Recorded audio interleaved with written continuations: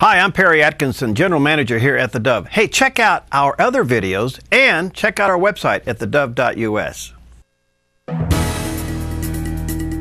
Good morning. This is Top of the Hour. I'm Steve Johnson with a reminder that you can get our iPhone, iPad, and Android app and watch the Dove News on demand on your mobile app and on the Dove Roku channel as well.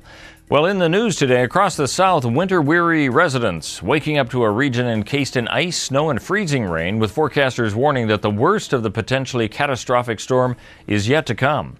From Texas to the Carolinas and the South's business hub in Atlanta, roads today are slick with ice. Thousands are without power, and a wintry mix is falling in many areas. It's a reminder of the big snowstorm that hit the area just 1 month ago. Officials say the biggest concern is ice, which could knock out power for days in wide swaths. In Atlanta, where a storm took the metro region by surprise and stranded thousands in vehicles just 2 weeks ago, emergency workers stand at the ready. Out-of-state utility vehicles are gathered. Georgia National Guard troops are on standby. Shelters also are opening. Well, yesterday was a day of negotiations resuming and substitutes in Medford schools replacing striking teachers as they continue their picket.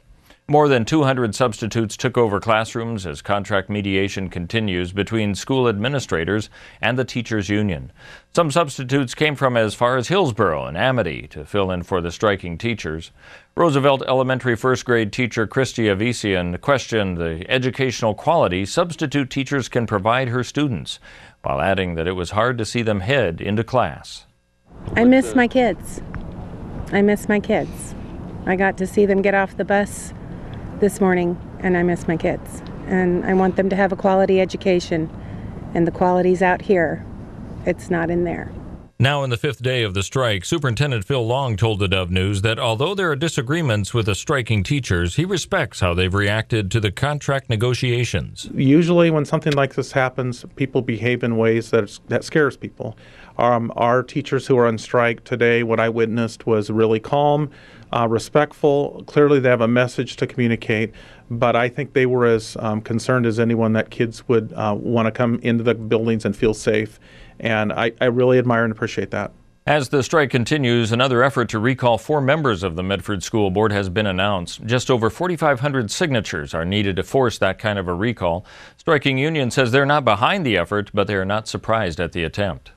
The Oregon Senate is considering that is a plan to allow towns to enforce bans on medical marijuana dispensaries. Earlier, state lawmakers approved the sale of medical marijuana, though it's in violation of federal law. Representative Dennis Richardson told the Dove Morning Show that he supports towns being able to decide the issue for themselves.